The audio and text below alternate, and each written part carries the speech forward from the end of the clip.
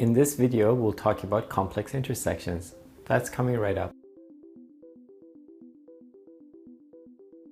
Hey, it's Shine from Zula Driving School, and let's get right into talking about complex intersection. All right, complex intersections. So what I mean by this is when you're coming up to make a left turn at an intersection and you don't have a protected left signal light, you either have a regular intersection light, so the 3-circle light, or you had an advanced, but now the advanced signal is done and it's just gone to a regular operation of a traffic signal. So I want to talk about the 4 different scenarios of what you need to do if you're approaching an intersection and you want to make a left turn and you're dealing with a regular intersection light, which means you now have to negotiate with the oncoming traffic. So scenario number 1 is as you're approaching and you've got your signal on to the left, the light is green and there is no oncoming traffic and there are no pedestrians crossing. And when I say no oncoming traffic, this includes cyclists on a bike. But essentially, you're approaching, you look over here, okay, the light's green, no one's coming from the other direction. You glance over at the crosswalk area and the sidewalk area here. No one's approaching to cross.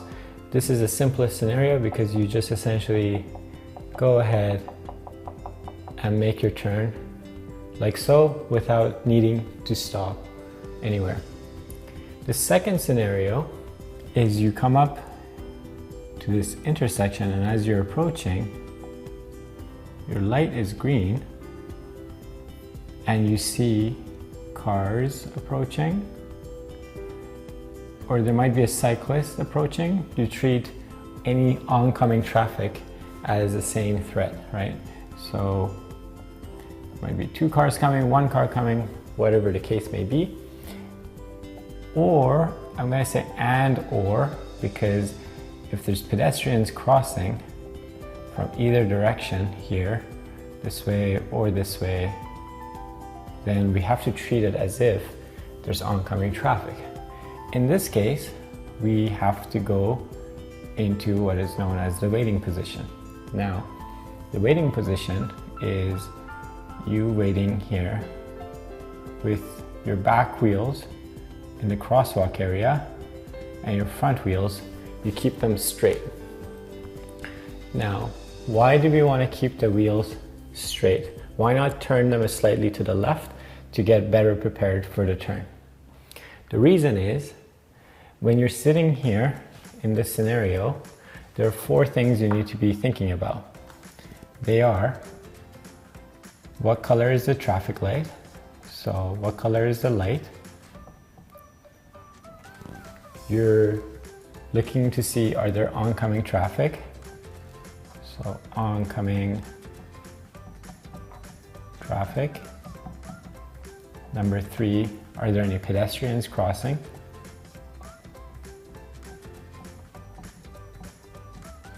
Number 4 is what's happening behind you. So I'm going to say rear view mirror. Now, this thing about keeping your wheels straight refers to this rear view mirror, because as you're sitting there, you're cycling through these steps in your mind. What color is the light? Is there oncoming traffic? Is there a pedestrian crossing? What's happening behind me? What color is the light? Is there oncoming traffic? And you keep going through that in your mind.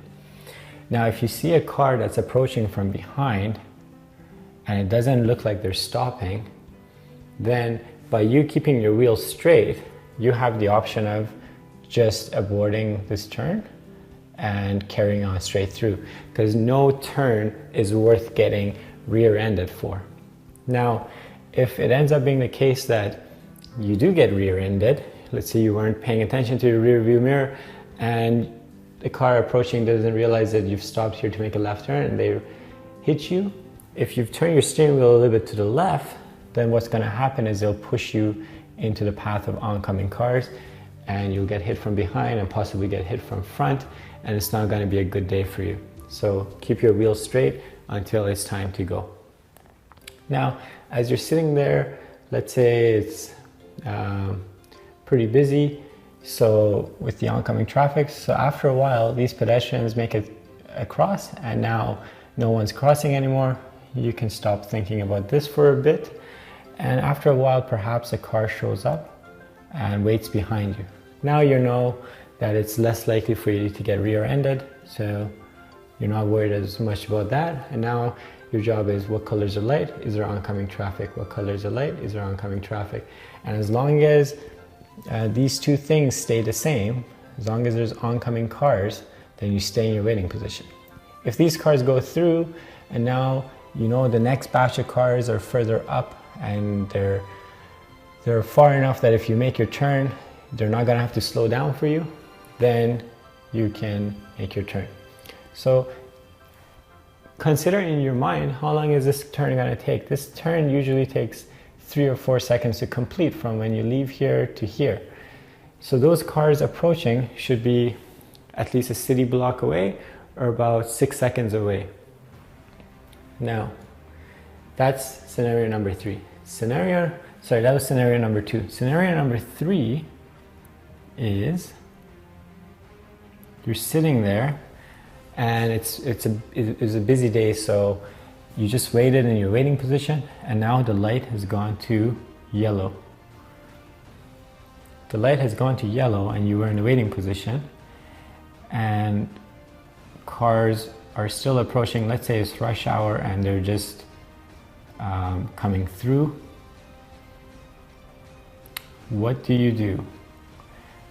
Can we cut in front of them and make our turn? It is yellow. No, we cannot, right? We never cut in front of oncoming traffic, even if it's a yellow, even if it's a red. So what we have to do is we still have to tell them, hey, listen, I still need to make my turn. I'm not going to cut in front of you, but I'm letting you know that I'm here. So you're going to start having to roll forward. So you leave your waiting position and you roll forward in a straight line. And once you know for certain that these guys are coming to a full stop, then and only then do you start making your maneuver this way. So I'm going to call this the waiting position, and I'm going to call this gap here your buffer zone. So this is kind of important, because if you sometimes look at drivers waiting to make a left turn, they pull up kind of in the middle of the intersection waiting for a safe gap to make their turn. But I told you to put your back wheels in the crosswalk area and stay further back. This allows us to have something to do when the light goes to yellow instead of having to make a turn. This is very important also during your road test, because if you pull up here and you're waiting here for this oncoming traffic to go by and your light goes from green to yellow and you're sitting there still waiting for those cars to come by, the examiner doesn't know, hey, is this driver frozen up on me? I have to tell them to go. And the second they have to tell you to do something, then the test is over and you will not pass. So this way, by staying further back, when the light turns yellow, you have some rolling room, and you're also telling these guys, hey, I need to make my turn, so please start slowing down for me and stopping. And you're also telling the examiner, hey, I know that I need to roll and I'm doing something about it. I'm just rolling forward in a straight line until such time that I know that I can make my turn.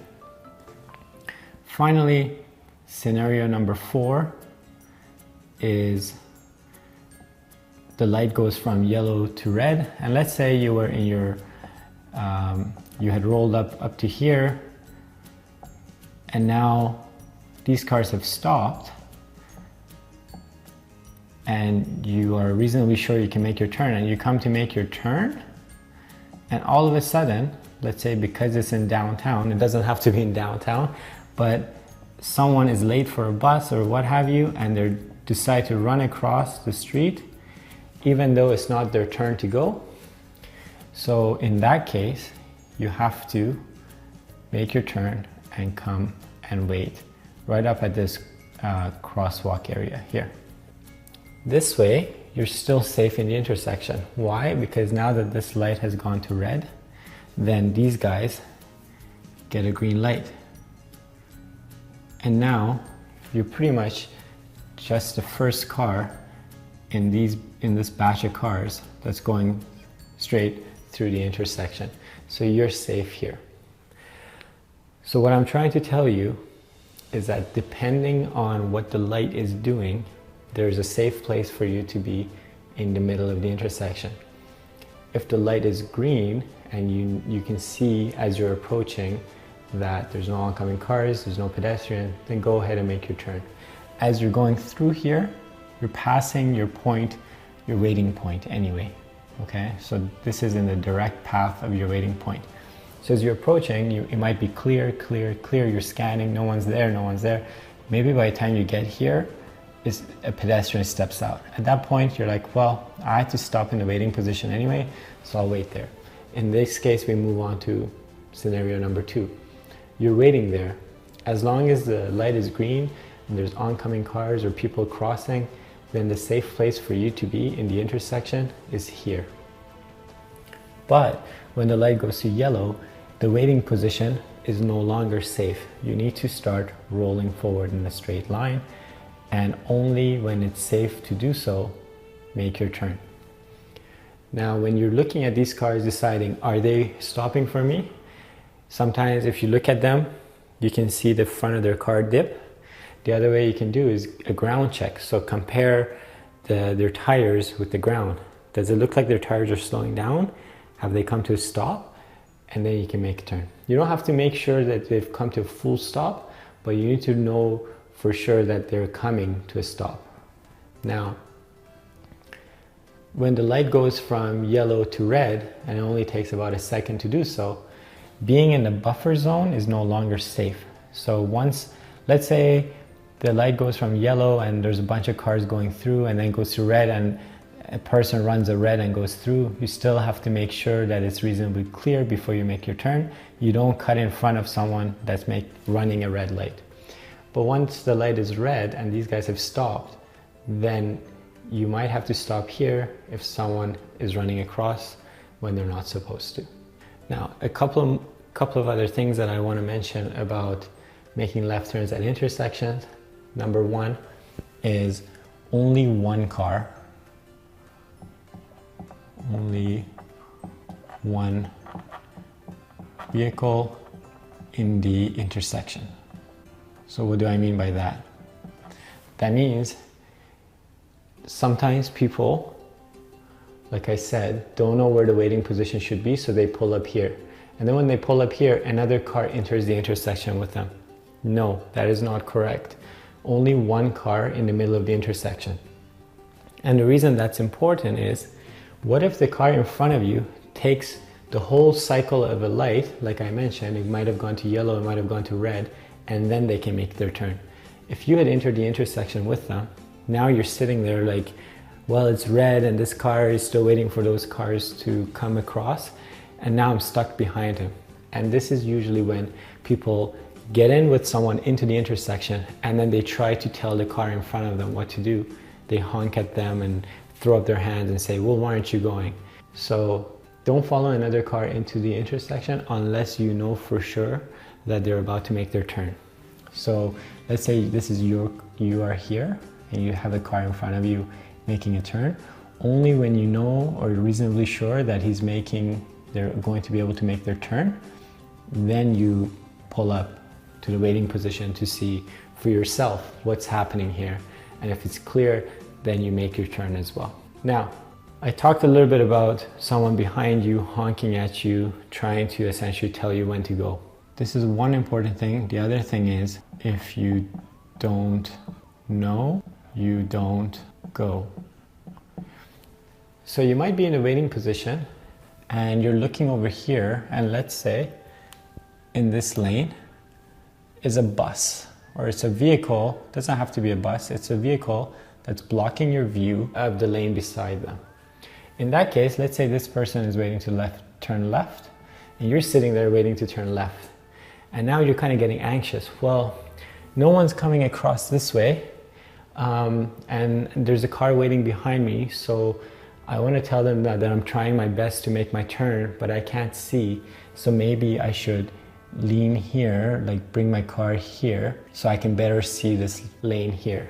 No, you don't do that either, because if this bus finally gets a safe gap and they make their turn, perhaps the car behind them wants to go straight.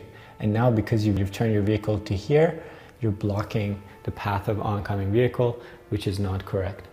So you wait here until the light either changes and you know for certain that someone's coming to wait here, or when this person finally makes their turn and you can see that it's a safe gap, then you make your turn.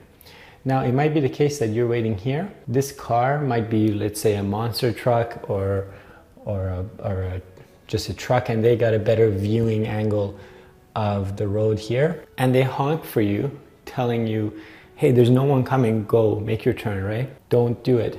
If you don't know for yourself, you don't go, right? Because if you do go and you do collide with someone, you're at fault, right? Because if you have a collision, this guy behind you that honked for you, guess what they're gonna do? They're just gonna drive past.